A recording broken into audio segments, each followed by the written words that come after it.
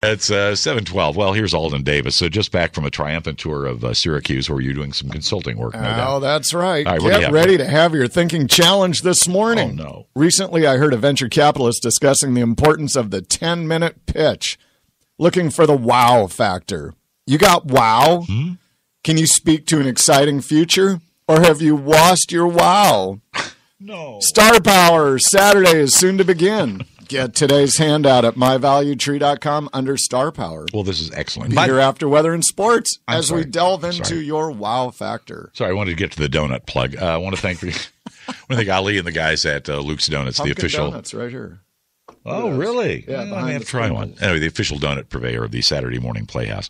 So there we go. We've got that, and we'll be sampling those through the morning, ladies and gentlemen. And Matt, we have donuts now. Tell John donuts. It's 7:13, and Alden Davis is here, and so now it's time for us. This is basically intended to use his expertise. What is it, 29,000 years that you've been doing this? Yeah, 29,000 is exactly Just to right. kind of get you in these troubling times, in these uncertain times, increasingly more uncertain, to kind of give you a little motivation, a little wisdom, a little guidance. So where are we today? Yes. Yahoo! It's time for Saturday morning coaching. Another wonderful day is getting ready to unfold in our little corner of the world. Welcome to Star Power, where our goal is to thrive in uncertain times. You know, when I say thrive, I mean more than financial. Thrive for me is a state of mind, an attitude. Good times, bad times, we can smile and carry on. Do you look at the leaves blowing around and get upset at fall because of the mess? Or can you see the beauty in change and embrace transition? Today we explore your wow factor. Yeah. These days, it seems so easy to get beaten down. Wherever we turn, there seems to be another story about the imminent end of the world as we know it. The issue seems so large, what can we possibly do? Coach's answer, find your wow. Not long ago, I heard a venture capitalist discussing making investments. He described the importance of the 10-minute pitch. He called it the wow factor. If you can't wow me, how can you possibly wow top talent? Good question. Last time we were together, the topic was crisis of caring, the challenge of not letting the sparkle get crushed out of our eyes. Right after that segment, Community Connection came on with our friend Susan Dunn. She rebutted my assertion about a crisis of caring and reframed the issue with all the people we know who care. And from that perspective, she's right. We know many people who have great wow factor. They're driven by caring and know how to sell the story. Susan's such a person. Great wow factor. So is Gallo Rodriguez at the Village. He tells the story, and we follow. 2 weeks ago was the Village's annual meeting, and you could not help but be enthused because of so much wow. Ray, you were just with our friend Andrea Barton-Reeves at the Heart Auction. I was. She's got wow. How about Bob Rath? He's got wow. Yes. Last week, I got to witness Bob's wow in action. Remember the venture capitalist point. If you can't wow me, how can you wow top talent? Just on Bob's wowness alone, he was able to assemble a group of 15 entrepreneurial educators from across the country to discuss the evolving world of mass customized education. Top talented people showed up for a one-day forum on the topic. It was impressive. Do you have wow?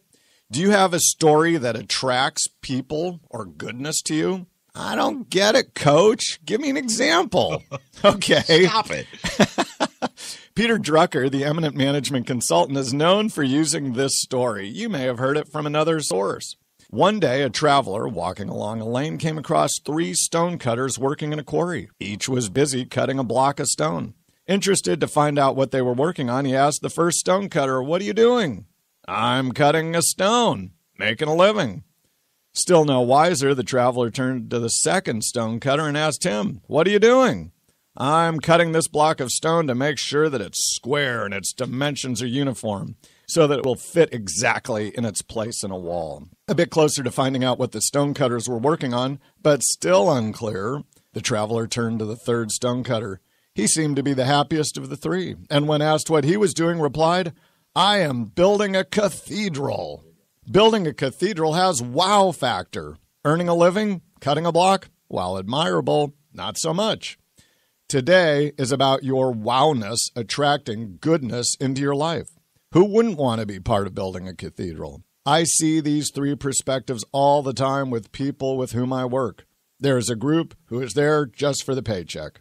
There are people who see themselves as hired content expert, but who have no connection to the mission of the organization. And then there are those people who are on a mission.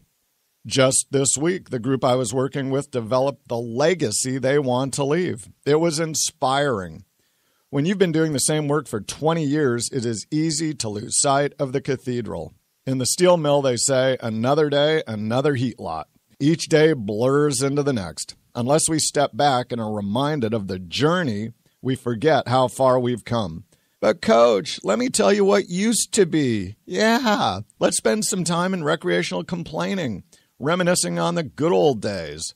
Hey, Coach apologizes for what I'm about to say. Wow. And I said it to a group this week as they reflected on events of 5 years ago. Friends, it's time to let it go. There's no way we can get living in the now if we continue to live in the past. There is no wow in the past. The wow factor is future-oriented.